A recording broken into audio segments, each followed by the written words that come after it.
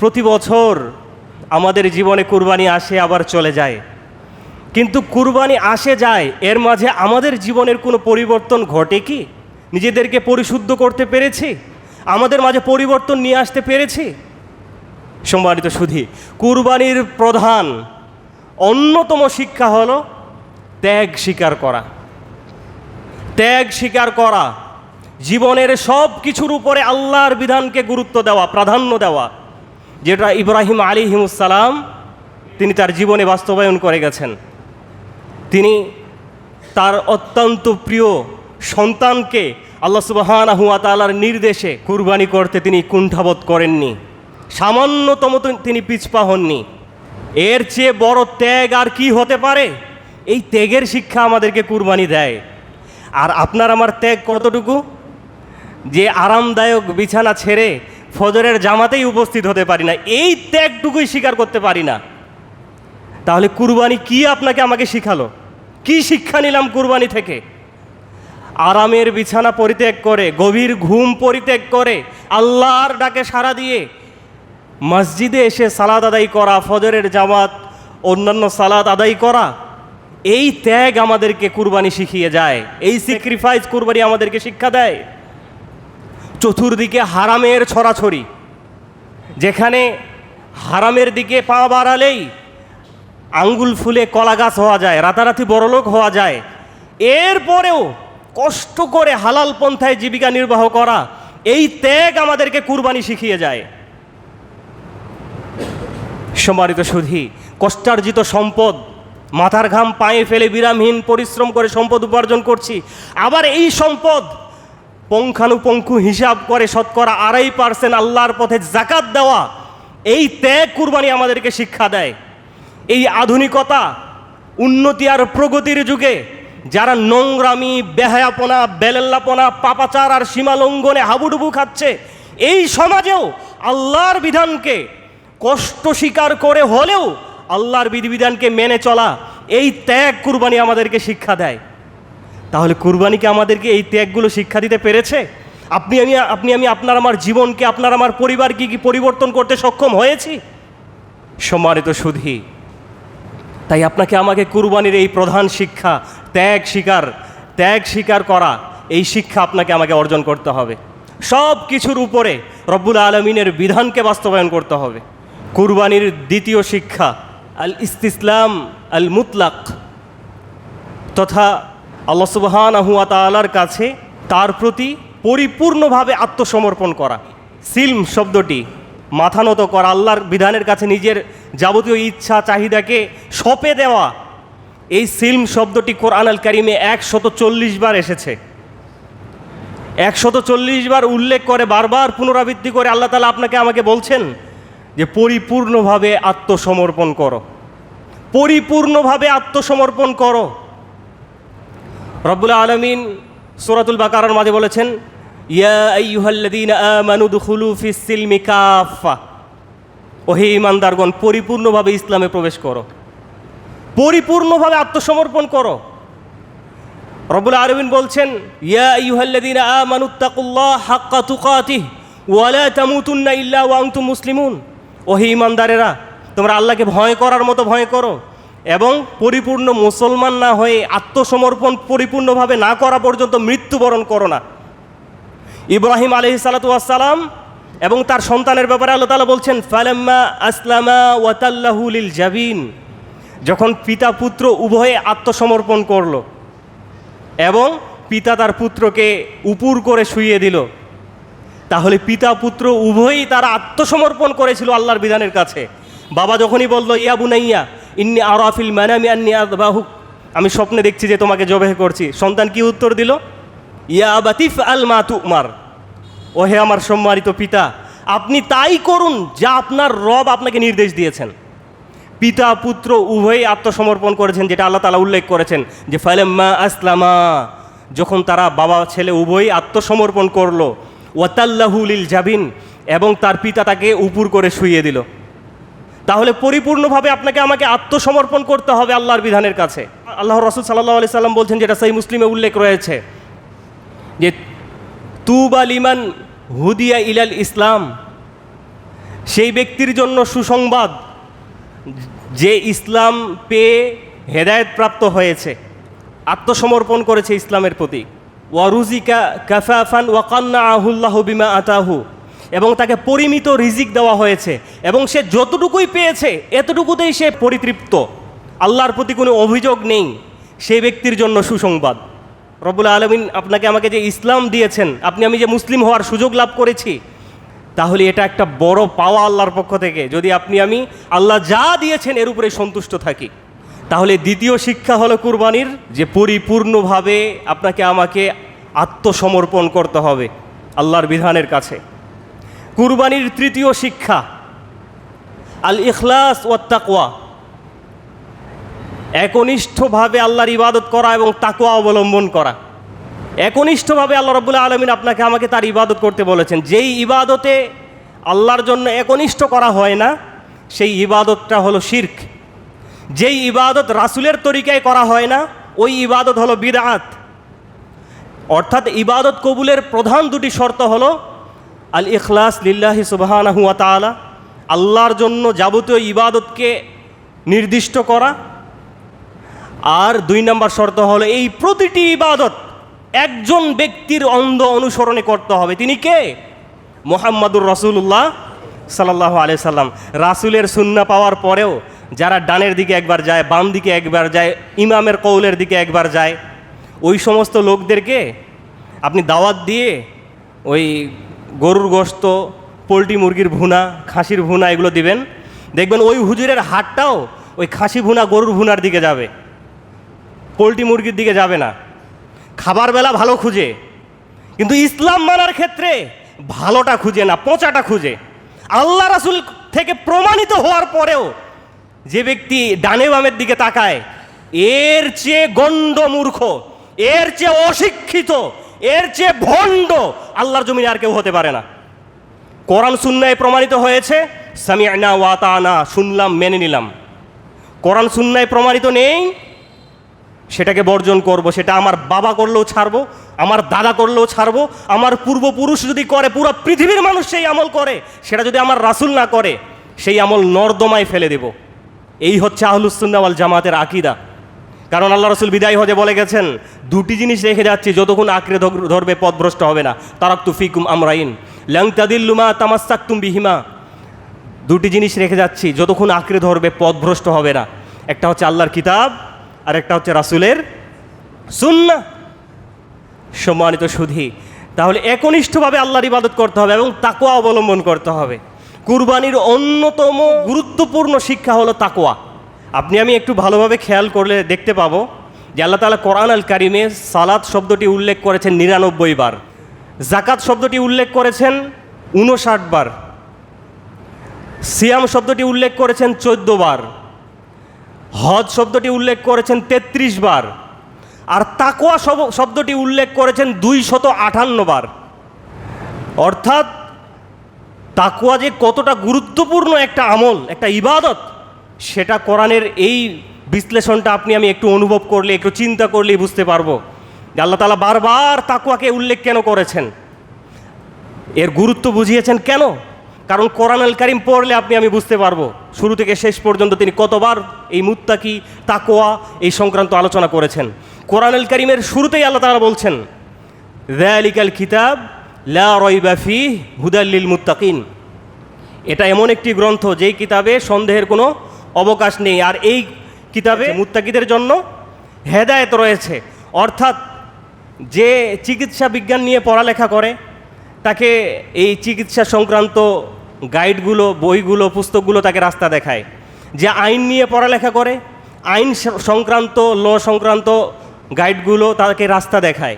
এভাবে যে যে বিষয়ে পড়ালেখা করে সেই বিষয়ের গাইডগুলো তাকে রাস্তা দেখায়। কিন্তু কোরআন কাদেরকে রাস্তা দেখাবে, কাদেরকে হেদায়েত করবে? যারা মুত্তাকি, মুত্তাকিদেরকেই কেবল কোরআন হেদায়েত করবে, রাস্তা দেখাবে। এরপরে আমরা জীবনে বিভিন্ন সমস্যায় জর্জরিত, এই সমস্যা থেকে উত্তরণের জন্য একটিমাত্র উপায়, সেটি কি? আল্লাহ রাব্বুল আলামিন সূরা তালাকের 2 নম্বর আয়াতে বলছেন, ওয়ামান ইয়াত্তাকিল্লাহ ইয়াজআল লাহু মাখরাজা। যে ব্যক্তি আল্লাহকে ভয় করে, তাকওয়া অবলম্বন করে, আল্লাহ তার সকল সমস্যা থেকে উত্তরণের ব্যবস্থা করে দেন। এই যে আপনার আমার রিজিকের পেরেশানি, অভাব অনটন, মূলত যদি আল্লাহ পক্ষ থেকে আমি রিজিক প্রাপ্ত না হই, আল্লাহ পক্ষ থেকে বরকত না পাই আল্লাহর পক্ষ থেকে, তাহলে লাখ টাকা পাওয়ার পরেও মাস শেষে ঋণ করতে হবে। আর আল্লাহর পক্ষ থেকে যখন বরকত এবং রিজিক আসবে, তখন 10,000 টাকা দিয়েও সংসার চালানোর পরে মাস শেষে 2,000 টাকা 1,000 টাকা সেভ হবে। এরই নাম বরকত, এরই নাম রিজিক। কারণ 1 লাখ টাকা পাওয়ার পরে স্ত্রী অসুস্থ, সন্তান অসুস্থ, অমুকে অ্যাক্সিডেন্ট করছে, একটার পর একটা বিপদ। কিন্তু আল্লাহর পক্ষ থেকে যখন রিজিক আসবে, বরকত আসবে, তখন অল্পতেই আপনি সুখে থাকতে পারবেন, সুন্দরভাবে আপনার জীবনটাকে পরিচালনা করতে পারবেন। যে তাকওয়া অবলম্বন করবে, ওয়ারযুকহু মিন হাইসু লা ইয়াহতাসিব, এমন উৎস থেকে আল্লাহ তাআলা মুত্তাকিদেরকে রিজিক দিবেন যা সে কল্পনাও করতে পারে না। আল্লাহ তাআলা তার প্রত্যেকটি কাজকে সহজ করে দিবেন। যে ওমাই ইয়াত্তাকিল্লাহ ইয়াজআল লাহু মিন আমরিহি ইউসরা, যে ব্যক্তি তাকওয়া অবলম্বন করবে, আল্লাহ তাআলা তার সকল কাজকে সহজ করে দিবেন। এরপরে যে ব্যক্তি তাকওয়া অবলম্বন করবে, আল্লাহ তাআলা বলছেন যে তার পাপসমূহকে তিনি মাফ করে দিবেন, যেটা সূরা তালাকের 5 নম্বর রয়েছে, যে তিনি তার পাপসমূহকে মার্জনা করে দিবেন এবং তার জন্য রয়েছে ওয়া ইউযিম লাহু আজরা, তার জন্য রয়েছে মহাপুরস্কার। এরপরে সূরা হুজরাতের মাঝে পাবো যে আমরা দুনিয়াতে দেখি যারা সম্ভ্রান্ত, ধনী, ক্ষমতাধর, যেন তারাই হচ্ছে দুনিয়ার সম্মানিত মানুষ। কিন্তু আল্লাহর কাছে কারা সম্মানিত? আল্লাহ তাআলা বলছেন ইন্না আকরামাকুম ইনদাল্লাহি আতকাকুম, তোমাদের মধ্য থেকে তারাই সবচেয়ে সম্মানিত আল্লাহ তাআলার নিকটে যারা বেশি মুত্তাকি, সবচেয়ে বড় মুত্তাকি যারা, তাকওয়া অবলম্বন করে যারা বেশি, তারাই আল্লাহর কাছে সম্মানিত। সে যদি এখন নিম্ন শ্রেণীরও মানুষ হয়, কালো বর্ণেরও হয়, খাটো হয়, নিচু বংশের হয়, আর যদি তার মাঝে তাকওয়া থাকে, তাহলে সমাজের সবচেয়ে ধনী, সবচেয়ে বিলাসী, সবচেয়ে সম্ভ্রান্ত লোকের চেয়েও সে সম্মানিত আল্লাহর কাছে। তাহলে আল্লাহর কাছে সম্মানিত এবং অসম্মানিত কিসের ভিত্তিতে? তাকওয়ার ভিত্তিতে। যার তাকওয়া যত বেশি, সে আল্লাহর কাছে তত সম্মানিত।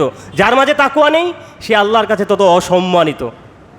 সম্মানিত শুধু এরপরে আমি দেখতে পাবো যে আল্লাহ তাআলা কাদের জন্য জান্নাত প্রস্তুত রেখেছেন। সূরা আল ইমরান 133 নম্বর আয়াত আল্লাহ তাআলা বলছেন যে ওয়াসারিউ ইলা মাগফিরাতিম মির রাব্বিকুম ওয়া জান্নাতিন আরদুহাস সামাওয়াতু ওয়াল আরদ উইদ্দাত লিল মুত্তাকিন, যে তোমরা দ্রুত গতিতে আল্লাহর ক্ষমা এবং সেই জান্নাতের দিকে দৌড়তে থাকো, যেই জান্নাতের পরিধি, যেই জান্নাতের বিশালতা আসমান এবং জমিনের সমান। আর এই জান্নাত প্রস্তুত রাখা হয়েছে মুত্তাকিদের জন্য। এরপরে হাবিল কাবিল কুরবানি করলো। হাবিল কাবিলকে বলল যে ইন্নামা ইয়াতাকাব্বালুল্লাহু মিনাল মুত্তাকিন, যে আল্লাহ তাআলা কেবল মুত্তাকিদেরই কুরবানি কবুল করে থাকেন। এরপরে আল্লাহ সুবহানাহু ওয়া তাআলা আরও বলছেন যে এই যে কুরবানির পশুর রক্ত প্রবাহিত করেছি, জবেহ করেছি, এর কোনোটাই আল্লাহর কাছে পৌঁছে না। আল্লাহর কাছে কি পৌঁছায়? লা ইয়ানালাল্লাহু লুহুমুহা ওয়ালা দিমাউহা ওয়ালাকিন ইয়ানালুহুত তাকওয়া মিনকুম। এই কুরবানির পশুর রক্ত, গোশত কোনো কিছুই আল্লাহর কাছে পৌঁছে না। আল্লাহর কাছে যেটা পৌঁছে সেটা হলো তোমাদের তাকওয়া। তাহলে কোরআন আল কারীম যখন আমি পড়বো, এই যে আল্লাহ তাআলা 258 বার তাকওয়া শব্দটি উল্লেখ করেছেন, মনে হবে মুত্তাকি ছাড়া কেউ জান্নাতে যেতেই পারবে না। আপনি কোরআন পড়লে বুঝতে পারবেন। আর এই তাকওয়াটা কি? ইমতিসালু আওয়ামিরিল্লাহ ওয়াজতিনাবু মা নাহা আনহু, আল্লাহর আদেশ নিষেধকে মেনে চলার নামই হলো তাকওয়া। যে ব্যক্তির মাঝে আল্লাহর আনুগত্য যত বেশি, আল্লাহ এবং তার রাসূলের বিধিবিধান মেনে চলার বিষয়গুলো যত বেশি, সে ব্যক্তি তত বড় মুত্তাকি। আর যে ব্যক্তির মাঝে আনুগত্যগুলো কম, সে ব্যক্তির মাঝে তাকওয়াও কম। সম্মানিত সুধী, আজকে না বললেই নয় আমরা তাকওয়া নিয়ে, এই যে বললাম কুরবানি আসে যায়, আমাদের মাঝে কতটুকু পরিবর্তন, আমাদের তাকওয়াটা কতটুকু, যে আজকে আমাদের সমাজ ব্যবস্থা যেন হয়েছে ওই কুরবানির গোশতের যে একটা সমাজের ভাগ পাবো, এটাই আমাদের আজকে বড় টার্গেট। এই সমাজে আছে কিনা আমি জানি না, কিন্তু অন্যান্য সমাজে আমরা দেখতে পাই যে মানুষটার অতীত বিশ্লেষণ করলে দেখবেন পুরো জীবনটাই হারাম। হয় হারাম পন্থায় জীবিকা নির্বাহ করেছে, অথবা অন্যেরটা ক্ষমতার বলে মেরে খেয়েছে, এখন শেষ বয়সে একটু মসজিদমুখী, মাদ্রাসামুখী হয়েছে, টুপিদারি, এবং যার ক্যারেক্টার বলতে ছিল না কিছুই। এই সমস্ত মানুষেরা সমাজের বড় বড় জায়গায় আজকে পদ নিয়ে বসে থাকে। কেন? ওই যে তারা 5টা 10টা কুরবানি দেয়, এই লোকগুলোকে যদি সমাজ থেকে বাইরে রাখি তাহলে তো গোশত কম পাবো। তাহলে যেই মানুষটার জীবন বিশ্লেষণ করলে দেখতে পাবো যার জীবনের 16 আনাই হারামের সাথে জড়িত, হারাম খেয়ে হারাম পন্থায় জীবিকা নির্বাহ করে, মানুষেরটা মেরে খেয়ে ওয়ারিসদেরকে ঠকিয়ে যারা ধনী, এরা সমাজের আজকে সম্মানিত মানুষ। আর আপনার আমার মতো মুসলমানেরা এদেরকে সম্মান দেয়। এর চেয়ে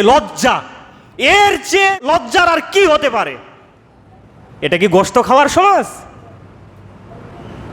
এই সমাজ থাকলে কি আর না থাকলে কি? সমাজ হতে হবে ইসলামের জন্য। কোথাও বাদ্যবাজনা বাজে, সমাজের সবাই সেখানে প্রতিহত করার জন্য যাবে যে এটা মুসলিমদের সমাজ। কেউ বিপদে পড়েছে, সবাই মিলে তাকে সহযোগিতার জন্য যাবে। সে তার মেয়ের বিয়ে দিতে পারছে না, আমরা সবাই মিলে সহযোগিতা করি, এটা হলো মুসলিমদের সমাজ। কেউ ওয়ারিসদেরকে ঠকাচ্ছে, সামাজিকভাবে সবাই মিলে প্রতিহত করবে যে তুমি তোমার ওয়ারিসদেরকে সম্পদ বুঝিয়ে দাও, এটা হলো মুসলিমদের সমাজ। কেউ কারো উপরে জুলুম করছে, অবিচার করছে, ক্ষমতার বলে তার প্রতি অবিচার করছে, এটাকে প্রতিহত করা, এটাই হলো মুসলিমদের সমাজ। আজকে আমাদের সমাজ হয়েছে কিসের সমাজ? কুরবানির গোশত খাওয়ার সমাজ। ধিক্কার জানাই সেই সমস্ত সমাজের মানুষদেরকে, সেই সমস্ত মুসলমানদেরকে যারা কুরবানির গোশত খাওয়ার জন্য সমাজ বানায়। এবং যেই মানুষগুলো ইসলামের জন্য কিছুই ছিল না, এই মানুষগুলো শুধু কুরবানি করার জন্য তাদেরকে সম্মান দেওয়া হয়। এরা যদি কাবা ঘরেও মরে যায়, কপালে যদি দাগ ফেলে ফেলে আল্লাহর ঘরে সিজদা দিতে দিতেও মরে যায়, যদি বান্দার হক বান্দাকে ফিরিয়ে না দেয়, জুলুম করে যারটা এখনও ধরে রেখেছে, ওয়ারিসদেরটা ধরে রেখেছে, এদেরকে যতক্ষণ না বুঝিয়ে দিবে তার কুরবানি, তার সালাত, তার হজ কিয়ামত পর্যন্ত কবুল হবে না।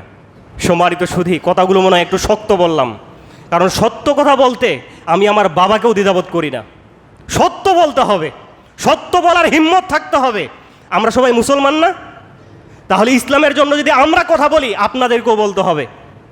মুনাফিকি করা যাবে না বক্তব্যের সাথে। এখানে বলবেন ঠিক, আবার মসজিদের বাইরে গিয়ে বলবেন হুজুর খালি সমাজের মানুষদের খালি খোঁচাতেই থাকে। আরে ভাই, খোঁচা না দিলে সমাধান আসবে কোত্থেকে? আপনাকে সত্যটা জানতে হবে, বুঝতে হবে, এবং সংস্কারের জন্য, সমাধানের জন্য, সুন্দর করার জন্য চেষ্টা করতে হবে। সম্মানিত সুধী, এবং আরও আফসোসের বিষয়, দুনিয়ার সকল চাকরি থেকে মানুষ ছুটি পায়, অবসর পায় ঈদের দিনগুলোতে, কিন্তু মসজিদ মাদ্রাসার দায়িত্বশীলরা, তারা যদিও আপনারা কিছু দেন, সেটা দিয়েই, সেই স্যালারি দিয়েই আমাদের হয়তোবা সংসারও চলে, দিনের কাজও চলে। আল্লাহ তাআলা মাফ করুন, হয়তোবা আমাদের অন্য কোনো উপার্জনের রাস্তা নেই। যদি থাকতো তাহলে হয়তোবা মসজিদের এই সম্মান এটুকু না নিলেও চলতো, কিন্তু আমরা যে সেবা দিচ্ছি এইটুকু দিয়েই আমাদের পেট চলে। আর যতটুকু দেন এতটুকু দিয়ে যে আমরা গাড়ি বাড়ি আর অনেক কিছু করে ফেলি তাও না, কোনো মতো সংসার আমাদের চলে আলহামদুলিল্লাহ, এটাতেই আমরা সন্তুষ্ট, কোনো অভিযোগ নেই আপনাদের প্রতি। কিন্তু কালকে ঈদের দিন গেছে, একজন ভিখারি, সেও দুপুরবেলা ভালো কিছু খেয়েছে। ইমামেরা না হয় ফ্যামিলি নিয়ে থাকে, কিন্তু আমাদের মুয়াজ্জিন খাদেম, কেউ তাদেরকে একবেলা খাওয়ার জন্য দুপুর পর্যন্ত কেউ বলে নাই। এটাকে মুসলমানদের সমাজ না? এই লজ্জা কাদেরকে বলি? আপনার বাড়িতে কি একজন মুয়াজ্জিন, একজন খাদেমের একবেলা খাবার হয় না? দায়িত্ব পালনের জন্য কখনো বাবা মাদের সাথে ঈদ করা হয় না? আমরা তো আপনাদেরকেই বাবা মা আর অভিভাবক বানিয়ে নিয়েছি। সুতরাং আপনারা আমাদেরকে তো কাছে টানতে পারলেন না, আপন করতেই পারলেন না। আপনাদের সাথে আমাদের কি কোনো শত্রুতা? বরং আমরা আপনাদেরকে পরকালের জন্য, পরকালে জান্নাতের জন্য আপনাকে আমরা সহযোগিতা করি, কোরআন হাদিসের কথা শুনাই, আপনার দিনের জন্য কাজ করি। বরং দুনিয়ার সকল মেহমানদের উপরে মসজিদের মেহমানদের বেশি সম্মান দেওয়ার দরকার। সুতরাং আমাদের মসজিদের মুয়াজ্জিন খাদেমারা দাওয়াত পায়নি। সকালবেলাও ভাত খেয়েছে, দুপুরবেলা তারা ওই পাঙ্গাস মাছ আর তেলাপিয়া মাছ রান্না করে ভাত খেয়েছে। এরা যদি কাল কিয়ামতের দিনে অভিযোগ দেয় আল্লাহর কাছে, আল্লাহর কসম করে বলছি একজনও বাঁচতে পারবেন না, একজনও বাঁচতে পারবেন না, আল্লাহর কসম করে বলছি।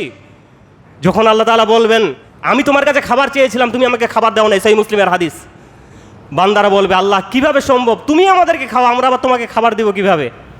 বলে আমার অমুক বান্দা অনাহারে ছিল, তাকে যদি খাবার দিতে সেখানেই তুমি আমাকে পেতে। সহিহ মুসলিমের হাদিস। আপনার আমার ভালো খাবারে, যেটা সুনান আবি দাউদের হাদিস, যে আল্লাহওয়ালা নামাজি ব্যক্তি, মুত্তাকি ব্যক্তি ছাড়া তোমার খাবার যেন কেউ না খায়। সমাজের নেতারা খায়, সমাজের বড় বড় দায়িত্বশীলেরা খায়, ওই যে তেলা মাথায় তো সবাই তেল দিতে জানে, কিন্তু আল্লাহর ঘরের মেহমানদের, আলেমদের সম্মান নেই। অথচ আল উলামা ওয়ারাসাতুল আম্বিয়া, আলেমগণ হলো নবীদের ওয়ারিস। আজকে এই ইসলাম পুরো বিশ্বে টিকে আছে কাদের মাধ্যমে? আজকে সব আলেম যদি মরে যায় তাহলে পুরো পৃথিবীতে মূর্খ ছাড়া কেউ থাকবে না, আপনার বিয়ে পড়ানোর কেউ থাকবে না, আপনার জানাজা পড়ানোর কেউ থাকবে না। তাহলে আলেমদের সম্মান কেমন? সম্মানিত সুধী, এগুলো লজ্জার বিষয়, এগুলো খুব লজ্জার বিষয় যে একজন মুয়াজ্জিন খাদেমের একবেলা খাবার আপনার পরিবারে জুটে না, ঈদের দিনগুলিতেও, বিশেষ দিনগুলিতেও। সুতরাং এই যে তাকওয়া অবলম্বন, কতটুকু তাকওয়া অবলম্বন করতে পেরেছি, কতটুকু আল্লাহ ভীতি আপনার আমার মাঝে, কতটুকু নিজেকে পরিবর্তন করতে পেরেছি। সম্মানিত সুধী, আলোচনা দীর্ঘ নয়, এজন্য আল্লাহ রাসূল সাল্লাল্লাহু আলাইহি সাল্লাম বলেছেন যে আত্তাকওয়া হাহুনা, তাকওয়ার স্থান হলো অন্তরে, তাকওয়ার স্থান হলো এখানে। লম্বা জামা, লম্বা দাড়ি, এগুলোতে তাকওয়া নেই, তাকওয়ার স্থান হলো অন্তরে। সুতরাং আল্লাহকে ভয় করি, আল্লাহ অভিমুখী হই, আল্লাহকে যথাযথভাবে তার তাকওয়া অবলম্বন করি। আল্লাহ তাআলা আমাদের সকলকেই কুরবানির এই শিক্ষাগুলো অর্জন করার তৌফিক দান করুন এবং আমরা যেন আমাদের নিজেদেরকে পরিবর্তন করতে পারি, পরিশুদ্ধ করতে পারি, আল্লাহ অভিমুখী হতে পারি, পরিপূর্ণভাবে আল্লাহর দিন মেনে চলতে পারি। আল্লাহ তাআলা আপনাকে আমাকে সকলকেই সেই তৌফিক দান করুন, আল্লাহুম্মা আমিন। সম্মানিত সুধী, আমরা কুরবানির শিক্ষা নিয়ে আপনাদের সম্মুখে দু একটি পয়েন্ট বলেছি, 5টি পয়েন্ট নিয়ে উঠেছিলাম। প্রথম যেটা বলেছি সেটা হলো কুরবানির প্রধান শিক্ষা হলো ত্যাগ স্বীকার করা, জীবনের সব কিছুর উপরে আল্লাহর বিধানকে গুরুত্ব দেওয়া, আরামের ঘুম ত্যাগ করে আল্লাহর ডাকে সাড়া দিয়ে মসজিদের পানে ছুটে আসার নামই হলো ত্যাগ। এই ত্যাগগুলো আপনি আমি স্বীকার করি না, সুতরাং কুরবানি তো খাওয়া যায়, এই জন্যই কুরবানি করি। সুতরাং ত্যাগের শিক্ষাই আমাদেরকে কুরবানি দিয়ে যায়। আপনার আমার সন্তান, তারা ঘুমায়, তাদের ঘুম ভাঙা দেয়, আপনি আমি কষ্ট পাই যে বাচ্চাটা ঘুমাচ্ছে, কেন জাগাবো ফজরে। অথচ আপনার ঘরে যদি আজকে আগুন লাগে, তখন আপনার বাচ্চাকে আপনি জাগাবেন না, নাকি বলবেন ঘুমাচ্ছ ঘুমাও? তাহলে এই সন্তান যখন কিয়ামতের দিনে আপনার সামনে দিয়ে জাহান্নামে যাবে, তখন সহ্য করবেন কিভাবে? সুতরাং নিজেও ফজরের জামাতে আসবেন, 5 ওয়াক্ত নামাজের হিফাজত করবেন, সন্তানদেরকেও নামাজি হিসেবে আপনি আমি গড়ে তোলার জন্য চেষ্টা করব। এবং সবচেয়ে কঠিন ফতুয়া, যেহেতু চলে গেছে ঈদ, সালি আল উসাইমিন রাহিমাহুল্লাহ বলছেন, যে ব্যক্তি সালাত আদায় করে না তার জবেহকৃত পশুর গোস্ত খাওয়া হারাম। কারণ সে হচ্ছে কাফের। আল্লাহ রাসূল অসংখ্য হাদিসে বলেছেন বেনামাজি কাফের। আর কাফের যদি কোনো কিছু জবে করে, তার জন্তু সে বিসমিল্লাহ বললেও তার গোস্ত খাওয়া হারাম। তবে ইহুদি খ্রিস্টান জবে করলে এর গোস্ত খাওয়া হালাল। আহলি কিতাব ইহুদি খ্রিস্টানরা যদি কিছু জবাই করে, তাদের এই গোস্ত খাওয়া হালাল। এটা আল্লাহ তাআলা নিজেই বলেছেন সূরা মাইদা 5 নম্বর আয়াতে। কিন্তু বেনামাজি জবাই করলে ওই গোস্ত খাওয়া হারাম। তাহলে এই কুরবানি করে কী লাভ? সম্মানিত সুধী, তাহলে কুরবানি করব আল্লাহ সুবহানাহু ওয়া তাআলার জন্য এবং নামাজ আগে, নামাজকে সর্বাগ্রে সবার উপরে প্রাধান্য দেব, নিজের পরিবারকে নামাজি হিসেবে গড়ে তুলব।